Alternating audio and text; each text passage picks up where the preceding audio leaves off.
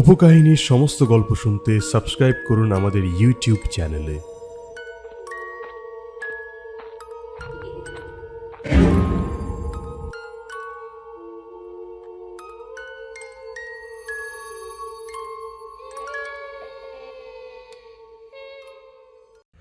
Welcome back. উপকাহিনীর অন্ধকার জগতে আবারও আপনাদের স্বাগতম। আশা করি আপনারা সবাই ভালো আছেন। কণ্ঠে আমি সৈয়দ নাবিদ উদ্দিন, আর আবহাওয়া স্পেশাল এফেক্টসে আমার সাথে আছেন আবির ইমতিয়াজ। পুরনো সময় প্রতিটি অধ্যায় আমাদের কাছে অমূল্য, তবুও গল্পের নিয়ম মেনে আজ আমরা প্রস্তুত 2025কে বিদায় জানাতে। আমরা যারা স্মৃতিতে বাঁচতে ভালোবাসি তাদের কাছে কোনো বছরই হারিয়ে যায় না।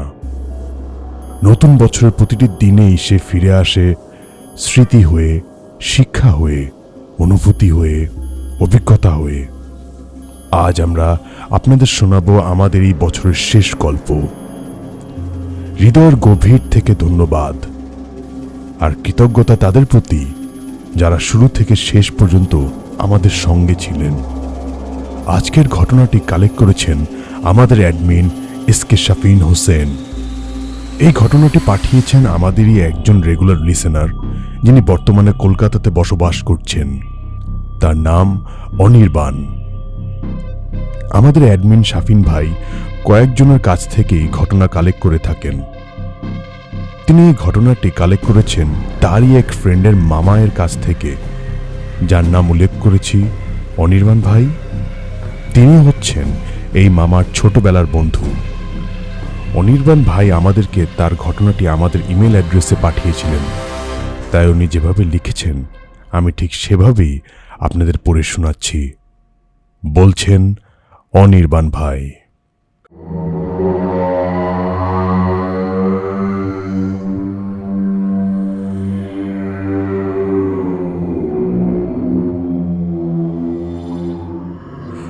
কখনো ভেবে দেখেছেন গভীর রাতে একটা অচেনা হাইওয়ের ধারে দাঁড়িয়ে চা খাওয়াটা কতটা ভয়ঙ্কর হতে পারে?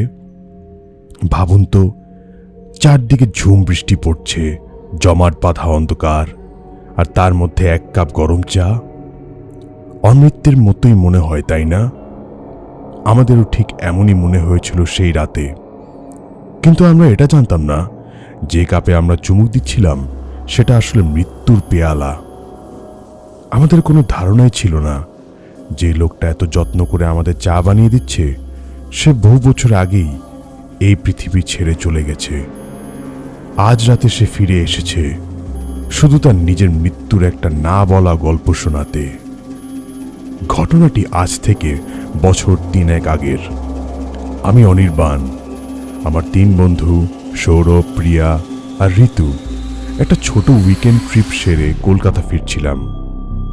দুর্গাপুর এক্সপ্রেসওয়ে ধরে আমরা আমাদের গাড়িতে তখন প্রায় 100 কিলোমিটার স্পিডে ছুটছিল। গাড়ির ভেতর তখন পুরো অন্য মেজাজ। স্পিকারে 90 দশকের গান বাজছে, আর তার সাথে চলছে আমাদের বেসুরা গলায় চিৎকার। সৌরভ ড্রাইভ করছিল, ও আমাদের মধ্যে সবচেয়ে শান্ত, কিন্তু স্টিয়ারিং হাতে পড়লেই ওর মধ্যে একটা উত্তেজনা চলে আসে। প্রিয়া বসেছিল ওর পাশে ফ্রন্ট সিটে। ও আবার একটু অ্যাডভেঞ্চার ভালোবাসে।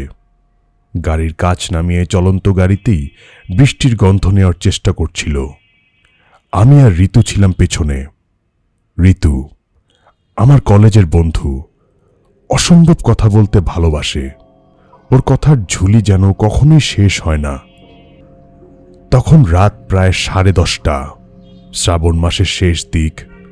দিনের বেলা গরম থাকলেও রাত নামতেই আকাশ কালো করে মেঘ জমেছিল। আমরা যখন বর্ধমান পার হচ্ছি ঠিক তখনই প্রথম বিদ্যুৎ চমকালো। মনে হলো বিশাল আকাশটাকে কেউ যেন একটা ধারালো ছুরি দিয়ে চিরে দিল। আর কয়েক সেকেন্ড পরেই মেঘের গুড়গুড় গর্জন শুরু হলো। প্রিয়া বাইরের দিকে তাকিয়ে বলল, এই যা, বৃষ্টিটা নামবে মনে হচ্ছে। সৌরভ উত্তর দিল, গাড়ির ভেতরে তো আর ভিজছি না, বরং ভালোই হবে, গরমটা কমবে। কিন্তু সৌরভের ধারণা ভুল প্রমাণ হতে বেশি সময় লাগলো না। মিনিট 5 মধ্যে টিপ টিপ করে বৃষ্টি শুরু হলো, আর দেখতে দেখতে সেই বৃষ্টি প্রলয়ের রূপ নিল। রাস্তার নিয়ন আলোগুলো ঝাপসা হয়ে গেল। গাড়ির ওয়াইপার সর্বোচ্চ স্পিডে চালিয়ে কাঁচ পরিষ্কার রাখা যাচ্ছিল না।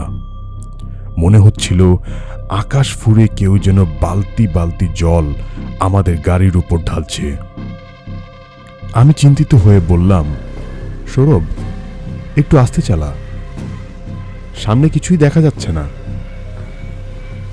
ঋতু আমার হাতটা শক্ত করে ধরে বলল, হ্যাঁ রে, আমার ভয় করছে। সৌরভের মুখের থেকেও আত্মবিশ্বাসের হাসিটা উধাও হয়ে গিয়েছিল। ও গাড়ির স্পিড কমিয়ে 40-এ নামিয়ে এনেছিল, কিন্তু তাতেও লাভ হলো না। ওয়াইপার দাপটে গাড়িটা রাস্তার ওপর রীতিমতো দুলছিল। হঠাৎই একটা বিকট শব্দ হলো। গাড়ির ইঞ্জিনটা কয়েকবার কেশে উঠে পুরোপুরি বন্ধ হয়ে গেল। সৌরভ বেশ কয়েকবার গাড়িটা স্টার্ট করার চেষ্টা করলো, কিন্তু প্রতিবারই একটা গড়গড় শব্দ ছাড়া আর কিছুই হলো না। ধ্যাত, ইঞ্জিনেই জল ঢুকে গেছে মনে হচ্ছে। সৌরভ হতাশ হয়ে স্টিয়ারিংয়ের উপর একটা ঘুষি মারল। চারদিকে ঘোর অন্ধকার। গাড়ির হেডলাইটের আলোয় শুধু সাদা জলের ধারা ছাড়া আর কিছুই দেখা যাচ্ছিল না। আমরা ঠিক কোথায় আছি বোঝার উপায় নেই। নেটওয়ার্ক না থাকায় গুগল ম্যাপসও কাজ করছিল না। এখন কি হবে? প্রিয়ার গলা স্পষ্ট ভয়। চিন্তা করিস না, বৃষ্টিটা একটু কমুক, আমি দেখছি। সৌরভ আমাদের ভরসা দেওয়ার চেষ্টা করল, কিন্তু বৃষ্টি কমার কোনো লক্ষণই ছিল না, বরং ঝড় আরো বাড়ছিল। আমরা প্রায় আধ ঘন্টা ধরে ওভাবেই গাড়িতে আটকে বসেছিলাম। ভেতরের সেই হাসিমুখ পরিবেশটা কখন যে একটা অজানা আতঙ্কে পরিণত হয়েছে আমরা বুঝতেই পারিনি। হঠাৎই ঋতু চিৎকার করে উঠল, ওই দেখ দেখ, ওইদিকে না একটা আলো। আমরা সবাই ওর দেখানো দিকে তাকালাম। সত্যি, রাস্তার উল্টো দিকে বেশ কিছুটা দূরে একটা টিমটিমে আলো জ্বলছে। এই অন্ধকারে ওই আলোটুকু আমাদের কাছে লাইফলাইনের মতো মনে হলো। আমি বললাম, মনে হচ্ছে কোনো দোকান বা ধাবা আছে।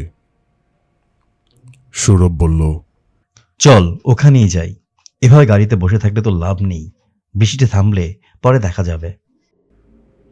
প্রিয়া ইতস্ত করে বলল, কিন্তু এত রাতে এই ঝড়ের মধ্যে জায়গাটা ঠিকঠাক হবে তো? ঠিক ঠিক, এখন ভাবলে চলবে না, আগে মাথা গোজার একটা জায়গা তো খুঁজি। সৌরভের কথা যুক্তি ছিল। আমরা দেরি করলাম না। ছাতা মাথায় দিয়ে একে অপরের হাত ধরে গাড়ি থেকে নামলাম। রাস্তায় তখন প্রায় 1 হাঁটু জল।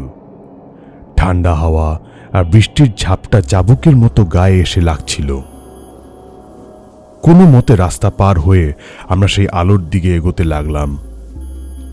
কাছে যেতেই বুঝলাম ওটা একটা পুরনো চায়ের দোকান। ওপরে বিবর্ণ টিনের চাল, আর তার নিচে টিম টিম করে জ্বলছে একটা হারিকেন। দোকানের কোনো নামই নেই, শুধু একটা ভাঙা কাঠের বোর্ডে অস্পষ্টভাবে লেখা চা পাওয়া যায়। এই ঝড়ের রাতে নির্জন হাইওয়ের ধারে এমন একটা দোকান খোলা থাকবে এটা বিশ্বাস হচ্ছিল না, কিন্তু আমাদের আর কিছু ভাবার অবস্থা ছিল না। আমরা প্রায় দৌড়েই সেই দোকানের টিনের চালের নিচে গিয়ে দাঁড়ালাম। দোকানে পা রাখতেই একটা অদ্ভুত গন্ধ নাকে এসে লাগলো। পুরনো কাঠ, স্যাঁতস্যাঁতে দেয়াল আর মাটির গন্ধ মিলেমিশে একাকার। তার সাথে মিশেছিল এলাচ আর আদা দিয়ে ফোটানো চায়ের তীব্র ঘ্রাণ। দোকানের আসবাব বলতে দুটো পুরনো কাঠের বেঞ্চি আর একটা নির্বরের টেবিল। এক কোণায় একটা মাটির উনুন জ্বলছে, আর তার উপর বসানো অ্যালুমিনিয়ামের কেটলি থেকে ধোঁয়া উঠছে। আর উনুনের সামনে একটা মোড়ায় বসেছিল এক বৃদ্ধ, বয়স 70-এর বেশি হবে। পরনে একটা ময়লা লুঙ্গি আর গায়ে পরানো ছিল একটি সেন্ডু গেঞ্জি। চামড়া কুঁচকে গেছে, কিন্তু চোখ দুটো অদ্ভুত শান্ত আর গভীর। হ্যারিকেনের কাপা আলোয় তার মুখটা কেমন যেন রহস্যময় লাগছিল। আমাদের দেখেও তার মধ্যে কোনো প্রতিক্রিয়া দেখা গেল না। শুধু একবার মুখ খুলে তাকালেন, তারপর আবার নিজের কাজে মন দিলেন। সৌরভ ভদ্রভাবে জিজ্ঞেস করল, দাদু, একটু আশ্রয় নিতে পারি? আমাদের গাড়িটা রাস্তায় খারাপ হয়ে গেছে। বৃদ্ধ কোনো কথা বললেন না, শুধু মাথা নেড়ে হ্যাঁ বললেন। আমরা ভেজা জামা কাপড়ে বেঞ্চিটা গিয়ে বসলাম। দোকানের টিনের চালের বৃষ্টির শব্দ তখন একঘেয়ে সুরে তৈরি করে চলেছে। পরিবেশটা কেমন যেন থমথমে। আমরা বেশ কিছুক্ষণ চুপচাপ বসে রইলাম। অস্বস্তি ধীরে ধীরে বাড়ছিল। বিশেষ করে বৃদ্ধের অদ্ভুত নীরবতা অস্বস্তিটাকে আরো বাড়িয়ে দিচ্ছিল। শেষ পর্যন্ত ঋতু নীরবতা ভাঙল। এই যে দাদু, চা হবে? বৃদ্ধ এবারও মুখ খুললেন না, শুধু হাতের ইশারায় উনুনের উপর রাখা কেটলিটা দেখালেন। তারপর 4টে পুরনো দাগ ধরা কাচের গ্লাস আমাদের দিকে এগিয়ে দিলেন। প্রিয়া ফিসফিস করে আমাকে বলল, লোকটা কি কথা বলতে পারে না? আমি কাঁধ ঝাঁকিয়ে বললাম, কে জানে, হয়তো অচেনা লোক দেখে ভরসা পাচ্ছেন না। বৃদ্ধ খুব ধীরে সুস্থে কেটলি থেকে গরম চা গ্লাসে ঢালতে লাগলেন। তার প্রত্যেকটা নড়াচড়া ছিল একদম মাপা। চা ঢালার সময় তার হাত একটুও কাঁপছিল না। কিন্তু হ্যারিকেনের আলোয় আমরা খেয়াল করলাম তার হাতের চামড়াটা কেমন ফ্যাকাশে, প্রায় সাদা, যেন শরীরে এক ফোঁটাও রক্ত নেই। চাটা হাতে দেওয়ার সময় তার আঙ্গুল আমার হাতে লাগলো, বরফের মতো ঠান্ডা। জ্বলন্ত উনুনের সামনে বসে থাকা একজন মানুষের হাত এতটা ঠান্ডা কি করে হতে পারে আমার মাথায় এলো না। আমি চমকে তার মুখের দিকে তাকালাম। তার চোখে কোনো অনুভূতি নেই, শুধু একটা গভীর বিষণ্ণতা। আমরা চায়ের চুমুক দিলাম, আর প্রথম চুমুক দিয়ে আমরা একে অপরের মুখের দিকে তাকালাম। অবিশ্বাস্য, এত ভালো চা আমরা জীবনে খাইনি। সাধারণ আদা এলাচ দেওয়া চা, কিন্তু তার স্বাদ যেন স্বর্গীয়। মনে হচ্ছিল শরীরের সমস্ত ক্লান্তি, সমস্ত ঠান্ডা এক মুহূর্তে উধাও হয়ে গেল। সৌরভ মুগ্ধ হয়ে বলল, অসাধারণ চা বানিয়েছেন দাদু। এই প্রথমবার বৃদ্ধের ঠোঁটের কোণে একটা হালকা হাসির রেখা দেখা গেল, কিন্তু সেই হাসিটাও কেমন যেন করুণ। তিনি বললেন, চা বানানোই তো আমার কাজ ছিল বাবা। এই কাজই আমি মন দিয়েই শিখেছিলাম। তার গলার স্বর শুনে আমরা আরো অবাক হলাম। স্বরটা খুব গভীর, কিন্তু কেমন যেন ফাঁপা। মনে হচ্ছিল অনেক দূর থেকে কোনো কুয়োর ভেতর থেকে আওয়াজটা ভেসে আসছে। আমি কৌতূহল চেপে রাখতে না পেরে জিজ্ঞেস করলাম, এই ঝড় জলের রাতেও আপনি দোকান খুলে রেখেছেন? বৃদ্ধ একটা দীর্ঘশ্বাস ফেললেন, বললেন, এই রাত আর দিন কি বাবা, আমার জন্য সবই সমান। এই দোকানই আমার ঘর, এই দোকানই আমার সব। এখানেই আমার শুরু আর এখানেই আমার শেষ। তার কথার মধ্যে এমন একটা বিষণ্ণতা লুকিয়েছিল যে আমরা ঠিক বুঝতে পারলাম না কি বলবো। ঋতু পরিবেশটা হালকা করার জন্য বলল, আর যাই বলুন না কেন দাদু, আপনার চায়ের হাতটা কিন্তু বেশ দারুণ। আপনার দোকানে তো নিশ্চয়ই অনেক ভিড় জমে, তাই না? প্রশ্নটা শুনেই বৃদ্ধের মুখটা আবার কঠিন হয়ে গেল। সেই করুণ হাসিটা মিলিয়ে গিয়ে একটা গভীর যন্ত্রণা তার মুখে ফুটে উঠল। তিনি বাইরের অন্ধকারের দিকে তাকিয়ে বললেন, এক সময় হতো দিদি ভাই, এক সময় এই দোকানের লোকের আনাগোনা লেগেই থাকতো, কিন্তু তারপর সব বদলে গেল। প্রিয়া জিজ্ঞেস করল, কেন, কি হয়েছিল? বৃদ্ধ কিছুক্ষণ চুপ করে রইলেন। বাইরে তখন বিদ্যুতের ঝলকানি আর মেঘের গর্জন আরো তীব্র হচ্ছিল। মনে হচ্ছিল প্রকৃতিও যেন তার না বলা গল্পের সাক্ষী হতে চাইছে। অবশেষে তিনি মুখ খুললেন। তার সেই ফাঁপা গভীর কণ্ঠস্বর চাপিয়ে একটা চাপা কান্না যেন বেরিয়ে আসতে চাইল। বলবো বাবা, সব বলবো।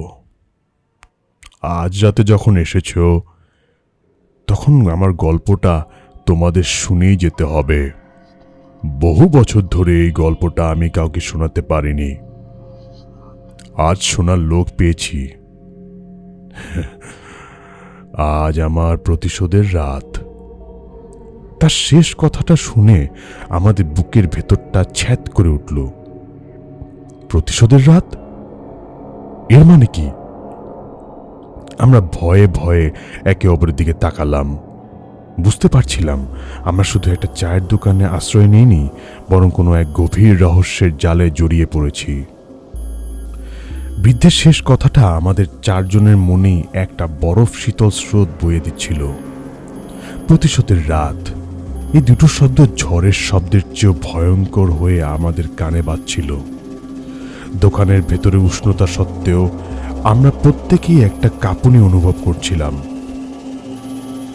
বৃদ্ধ আমাদের দিকে তাকালেন। হ্যারিকেনের আলোয় তার চোখ দুটো অস্বাভাবিক উজ্জ্বল দেখা যাচ্ছিল। সেই চোখে আর বিষণ্ণতা ছিল না, ছিল দাউ দাউ করে জ্বলে ওঠা আগুন। তিনি বলতে শুরু করলেন, আমার নাম হারাধন, হারাধন সাহা। এই যে দোকানটা দেখছো, এটা আমার বাবার হাতে তৈরি। বাবা মারা যাওয়ার পর আমি এই দোকানের হাল ধরি। আমার তখন সবে 20-22 বছর বয়স। নতুন বিয়ে করেছি, বউ লক্ষ্মীর মতো। আমাদের একটা ছেলেও হলো, নাম রেখেছিলাম গোপাল। হারাধন দাদুর গলাটা অতীতের কথা বলতে গিয়ে অল্প সময়ের জন্য কেঁপে উঠল। তিনি উনুনের মধ্যে আরো কয়েকটা শুকনো কাঠ গুজে দিলেন। আগুনের শিখা দপ করে জ্বলে উঠে তার মুখে দীর্ঘ ছায়া ফেলল। আমার দুনিয়া বলতে ছিল আমার পরিবার আর এই চায়ের দোকান। সকাল থেকে রাত পর্যন্ত খাটতাম। আমার হাতের চা লোককে খুব ভালোবাসতো। সবাই বলতো হারাধনের চায়ের মধ্যে জাদু আছে। পয়সা কড়ি বেশি ছিল না, কিন্তু শান্তিতে ছিলাম।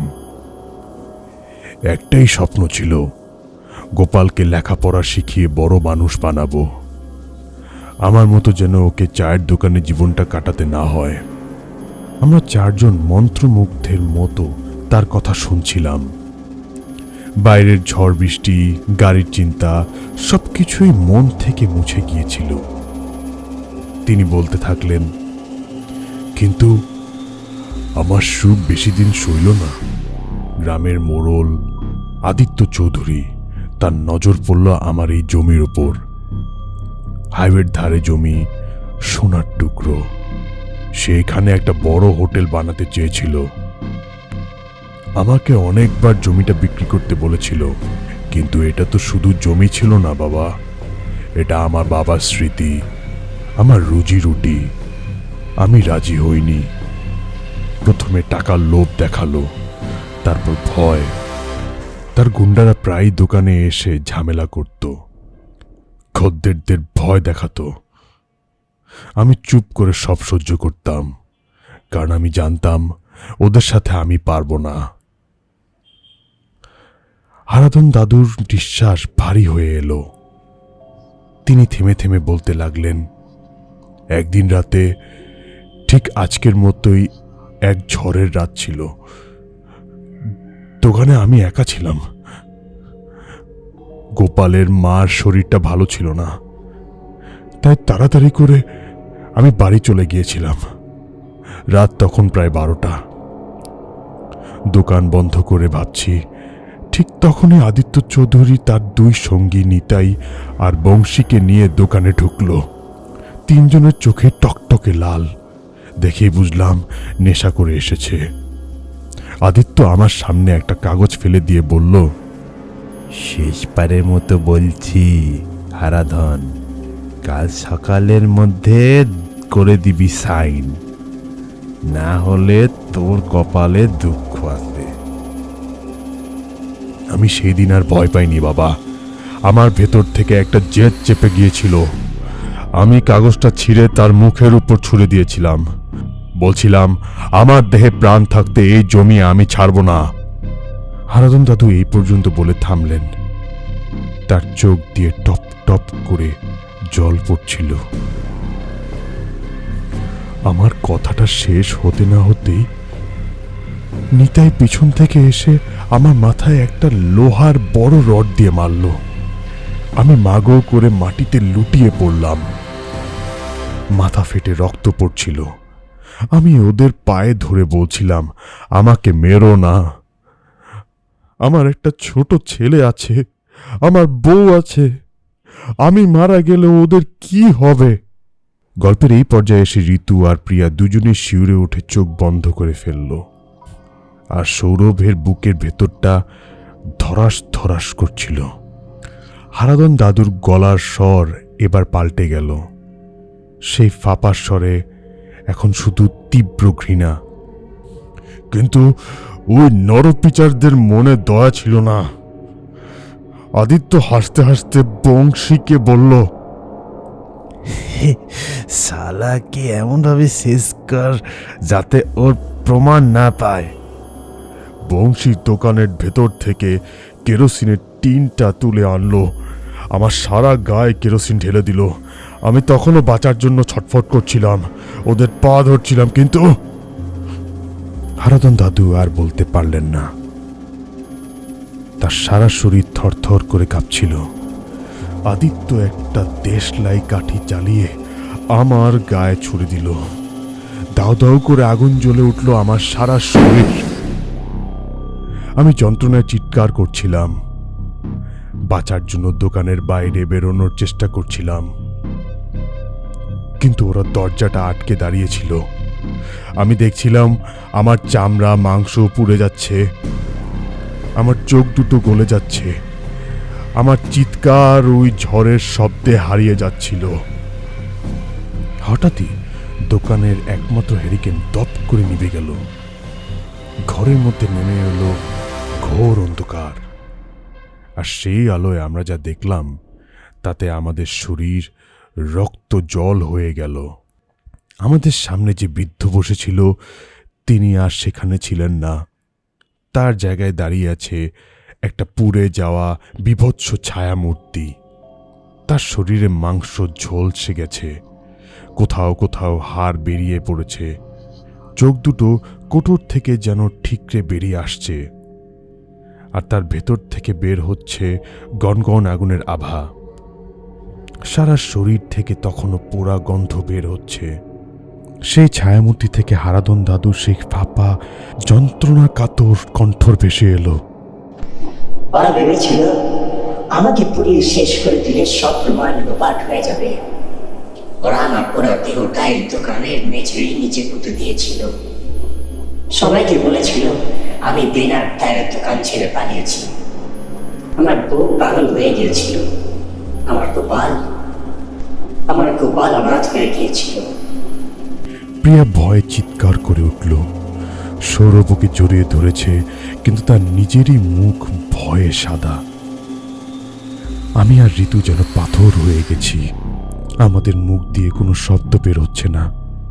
সেই পোড়া মূর্তিটা ধীরে ধীরে আমাদের দিকে এগিয়ে আসতে লাগলো। আমি পালাইনি, আমি এখানেই আছি। গত 35 বছর ধরে আমি এই দোকানে আটকে আছি, এই ঝড়ের রাতের অপেক্ষায়। যে রাতে আমার সাথে অন্যায় হয়েছিল সেরকমই এক রাতের অপেক্ষায়। তার প্রতিটি পদক্ষেপে মেঝেতে একটা পোড়া দাগ বসে যাচ্ছিল। সে আমাদের খুব কাছে এসে দাঁড়ালো। তার গলায় এবার ছিল না ঘৃণা, ছিল একটা আকুতি। তোরা ভয় পাস না, আমি তোদের কোনো ক্ষতি করবো না। আমি জানি তোরা নিরপরাধ। আমি শুধু আমার গল্পটা শোনাতে চেয়েছিলাম। আমি বিচার চাই।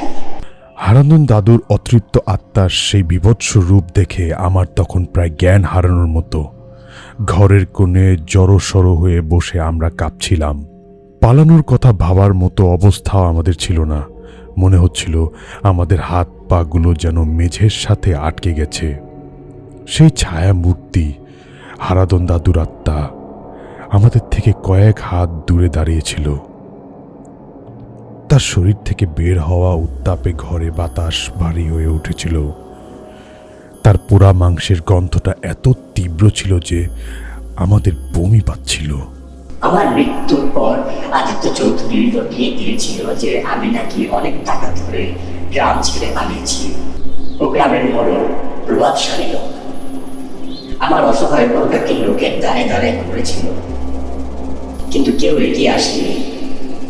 কিছুদিন পর সুখে দুঃখে বিনা চিকিৎসায় সেও মারা যায়। এই কথাগুলো বলার সময় তার কণ্ঠস্বরে যে যন্ত্রণা ছিল তা ভাষায় প্রকাশ করা সম্ভব নয়।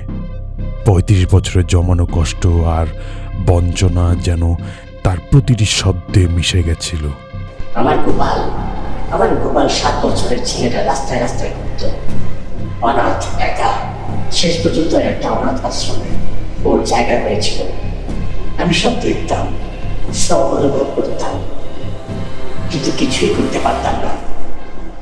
এই দোকানের বাইরে যাওয়ার ক্ষমতা আমার ছিল না। আমি শুধু অপেক্ষা করতাম, দিনের পর দিন, বছরের পর বছর, খালি অপেক্ষা। আমাদের ভয়টা তখন ধীরে ধীরে একটা গভীর সহানুভূতির জন্ম দিচ্ছিল। একজন নিরপরাধ মানুষের উপর কি ভয়ঙ্কর অত্যাচার হয়েছে তা ভেবে আমাদের গা শিউরে উঠছিল। আদিত্য চৌধুরী আমার জমিটা দখল করে নিল, কিন্তু সে এখানে হোটেল বানাতে পারেনি। যতবারই কাজ শুরু করতে গেছে ততবারই কোনো না কোনো দুর্ঘটনা ঘটেছে। লোকে বলতে শুরু করলো এই জায়গায় অশুভ শক্তি আছে। এরপর আর কেউ এই জমিতে পা রাখতেও সাহস পায়নি। আদিত্য জায়গাটা এভাবে ফেলে রেখেছে। সে এখন শহরের বুকে বিশাল বাড়ির মালিক, সুখে আছে, আর আমি এখানে পচে মরছি। আরাধনা আত্মা এবার আমাদের দিকে সরাসরি তাকালো। তার সেই গনগনের চোখ নিয়ে যেন আগুন ঝরছিল। কিন্তু আজ সব হিসাব শেষ হবে। আমি 35 বছর ধরে অপেক্ষা করেছি এমন একটা রাতের জন্য, এমন কিছু মানুষের জন্য যারা আমার গল্পটা শুনবে, যারা ভয় পেয়ে পালিয়ে যাবে না। সৌরভ সাহস করে জিজ্ঞেস করলো, আপনি আপনি আমাদের কাছে কি চান? আরাধনা আত্মা যেন সেই প্রশ্নটারই অপেক্ষা করছিল। সে তার একটা ঝলসে যাওয়া হাত তুলে দোকানের একটা নির্দিষ্ট কোণার দিকে ইশারা করলো।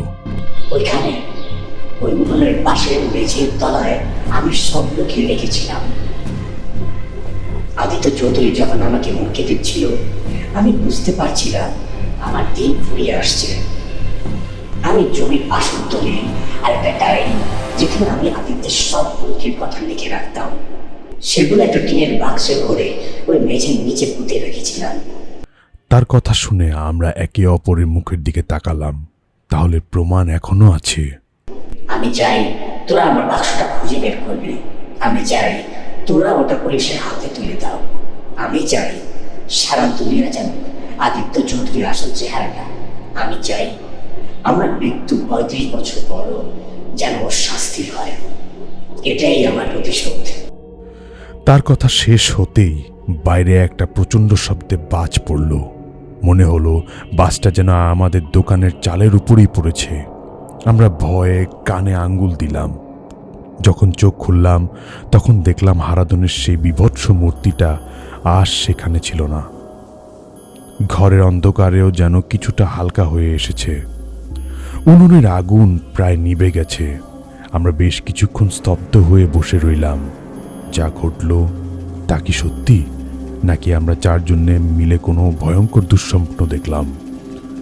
ঋতুর কথায় আমার কান ঘোর কাটল। ও কাঁপতে কাঁপতে বলল, অনির্বাণ, আমরা কি দেখবো ওখানে? আমি সৌরভের দিকে তাকালাম। ওর চোখ ভয় থাকলেও একটা অদ্ভুত দৃঢ়তা ছিল। ও মাথা নেড়ে হ্যাঁ বলল। আমরা খুব সাবধানে উঠে দাঁড়ালাম।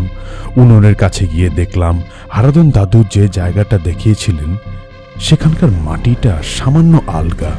সৌরভ আর আমি মিলে সাবধানে মাটি সরাতে লাগলাম। কয়েক ইঞ্চি খোঁড়া পরেই আমাদের হাতে শক্ত কিছু স্পর্শ লাগলো। একটা পুরনো মরেচা ধরা টিনের বাক্স। আমরা বাক্সটা তুলে আনলাম। তাতে একটা ছোট্ট তালা লাগানো ছিল, কিন্তু মরচে ধরে সেটা প্রায় ভেঙে গিয়েছিল। সামান্য চাপ দিতেই ডালাটা ক্যাচ করে খুলে গেল। ভেতরে পলিথিনে মোড়ানো কয়েকটা হলদে হয়ে যাওয়া কাগজ আর একটা পুরনো লাল রঙের ডায়েরি। আমরা কাঁপা কাঁপা হাতে ডায়েরিটা খুললাম। ভেতরে জড়ানো কিন্তু স্পষ্ট অক্ষরে হারাধন সাহার জীবনের শেষ কয়েকটা দিনের যন্ত্রণা আর লড়াইয়ের কাহিনী লেখা। প্রতিটি পাতায় আদিত্য চৌধুরী আর তার সঙ্গীদের দেওয়া হুমকির বিবরণ, আর তার সাথে ছিল সেই জমির আসল দলিল। আমরা প্রমাণ পেয়ে গিয়েছিলাম হারাধন দাদুর গল্পটা সত্যি ছিল। যখন আমরা বাক্সটা হাতে নিয়ে স্তব্ধ হয়ে দাঁড়িয়েছিলাম, তখন খেয়াল করলাম ঝড় থেমে গেছে। টিনের চালের বৃষ্টির শব্দ আর নেই। পূব দিকের আকাশটা ধীরে ধীরে ফর্সা হয়ে আসছিল। একটা নতুন দিনের শুরু। দোকানের ভাঙা দরজাটা হাওয়া ক্যাচ করে খুলে গেল। বাইরের তাজা বাতাস ভেতরে এসে ঘরের সেই পোড়া স্যাঁতস্যাঁতে গন্ধটা যেন দূর করে দিল। আমরা বুঝলাম আমাদের যাওয়ার সময় হয়েছে। আমরা আর এক মুহূর্ত দেরি করলাম না। সেই বাক্সটা হাতে নিয়ে দোকানে থেকে বেরিয়ে এলাম। বাইরে এসে দেখলাম পৃথিবীটা যেন এক রাতের প্রলয়ের পর নতুন করে স্নান করে সেরে উঠেছে। আমরা আমাদের গাড়ির কাছে ফিরে এলাম। অবাক হয়ে দেখলাম গাড়ির বনেটটা খোলা। কিন্তু কে খুলল, কিভাবে খুলল তা ভাবার অবস্থায় আমরা ছিলাম না। সৌরভ গাড়িতে বসে স্টার্ট দিতেই এক চান্সে ইঞ্জিনটা চালু হয়ে গেল, যেন গত রাতে কিছুই হয়নি। আমরা আর একবারও পেছনে ফিরে তাকাইনি। সোজা গাড়ি চালিয়ে দিয়েছিলাম কলকাতার দিকে। সারা রাস্তা আমাদের মধ্যে কোনো কথা হয়নি। আমরা চারজনই সেই রাতের ভয়ঙ্কর অভিজ্ঞতা, হারাধন দাদুর করুণ কাহিনী আর সেই বিভৎস রূপের কথা ভাবছিলাম। পরদিন সকালে আমরা সোজা লালবাজারে গেলাম। একজন উচ্চপদস্থ পুলিশ অফিসারকে আমরা সবটা খুলে বললাম এবং সেই টিনের বাক্সটা তার হাতে তুলে দিলাম। তিনি প্রথমে আমাদের কথা বিশ্বাস করতে চাননি, কিন্তু ডায়েরিটা পড়ার পর এবং জমির দলিলটা দেখার পর তার মুখের ভাব বদলে গেল। তিনি আমাদের আশ্বাস দিলেন তিনি ব্যাপারটা দেখবেন। তার প্রায় 1 মাস পর আমরা খবরের কাগজে পড়লাম শহরের বিশিষ্ট ব্যবসায়ী আদিত্য চৌধুরী এবং তার 2 পুরনো সঙ্গী নিতাই হালদার আর বংশী দাসকে 35 বছর আগের এক খুনের অভিযোগে গ্রেফতার করা হয়েছে। হারাধন সাহার পুঁতে রাখা ডায়েরি আর কিছু পুরনো সাক্ষীর ভিত্তিতে তাদের বিরুদ্ধে মামলা সাজানো হয়েছিল। বিচারে তাদের যাবজ্জীবন কারাদণ্ড হয়। খবরটা পড়ে আমরা একটা অদ্ভুত শান্তি অনুভব করছিলাম। হারাধন দাদু বিচার পেয়েছিলেন। তার অতৃপ্ত আত্মা হয়তো এবার শান্তি পাবে। এর কয়েক মাস পর আমরা 4 বন্ধু আবার সেই দুর্গাপুর এক্সপ্রেসওয়ে ধরে গিয়েছিলাম। আমরা খুঁজে খুঁজে সেই জায়গাটা পৌঁছালাম যেখানে সেই চায়ের দোকানটা ছিল, কিন্তু সেখানে গিয়ে আমরা যা দেখলাম তাতে আরও অবাক হলাম। সেখানে কোনো চায়ের দোকান নেই, শুধু আগাছায় ভরা একটা উঁচু ডিবি পড়ে আছে। দেখে মনে হয় বহু বছর ধরে এখানে মানুষের পা পড়েনি। আমরা স্থানীয় কয়েকজনকে জিজ্ঞেস করলাম। তারা বলল এই জায়গা নাকি 35-40 বছর আগে একটা চায়ের দোকান ছিল, কিন্তু দোকানের মালিক দেনার দায়ে পালিয়ে যাওয়ার পর থেকে ওটা বন্ধই হয়ে পড়ে আছে। ঝড়ে বৃষ্টিতে সব ভেঙে চুরে মাটির সাথে মিশে গেছে। তাহলে সেই রাতে কোথায় আশ্রয় নিয়েছিলাম? কে আমাদের চা বানিয়ে খাইয়েছিলেন? কে আমাদের তার মৃত্যুর গল্প শুনিয়েছিলেন? এই প্রশ্নের উত্তর খুঁজে পাইনি, হয়তো কোনোদিন পাবও না। আজও যখন কোনো ঝড়ের রাতে হাইওয়ে গিয়ে গাড়ি চালিয়ে যাই, আমার বুকের ভেতরটা কেঁপে ওঠে। আমি রাস্তার ধারে অন্ধকারে চোখ রাখি, খুঁজি সেই টিমটিমে হারিকেনের আলো। মনে হয় হয়তো হারাধন দাদু আজও তার দোকানে বসে আছেন, 1 কাপ স্বর্গীয় চা হাতে নিয়ে, নতুন কোনো প্রতীকের অপেক্ষায়। আমরা কি সত্যি সেদিন রাতে ওখানে গিয়েছিলাম, নাকি ওই রাতে চাওয়ালা হারাধন দাদু নিজেই আমাদের সেখানে টেনে নিয়ে গিয়েছিলেন তার গল্প শোনানোর জন্য? এই প্রশ্নের উত্তর আজও আমার কাছে অজানা। এই বলে তিনি তার ঘটনাটি বলা শেষ করেছেন। Thank you so much Anirban ভাই এই ঘটনাটি বলার জন্য। এবং পাশাপাশি আমি আরেকটি কথা মেনশন করতে ভুলে গিয়েছি, সেটা হচ্ছে শাফিন ভাইয়ের যিনি ফ্রেন্ড এই ঘটনাটি কালেক্ট করেছেন তিনি হচ্ছে তার ছোট মামা। সো ছোট মামার কথাটি আমি মেনশন করতে ভুলে গিয়েছিলাম শুরুতে। সো আপনারা যারা কনফিউজ ছিলেন তারা এখনই এইটি শুনলে ক্লিয়ার হয়ে যাবেন। আশা করি সবার কাছে এই গল্পটি বেশ ভালো লেগেছে। আজ আমাদের গল্পটি পাঠ করেছেন আমি সৈয়দ নাবিদ উদ্দিন। গল্পটি লিখেছেন এসকে শাফিন হোসেন। আবহ ও স্পেশাল এফেক্টস নিয়েছিলেন আবির ইমতিয়াজ। চরিত্রের কণ্ঠে ছিলেন অনির্বাণের কণ্ঠে ছিলেন সৈয়দ নাবিদ উদ্দিন। সৌরভের কণ্ঠে ছিলেন আশিক রহমান শাওন। ঋতুর কণ্ঠে ছিলেন ইউসরা ইসলাম। প্রিয়ার কণ্ঠে ছিলেন আকলিমা আক্তার। তো এই ছিল আজকের এই গল্প এন্ড এই বছরের শেষ গল্প। আশা করি আপনাদের সবার দিন শুভ হোক। নতুন বছরের অনেক অনেক শুভকামনা আপনাদের কাছে। সবাই ভালো থাকবেন। শুভরাত্রি।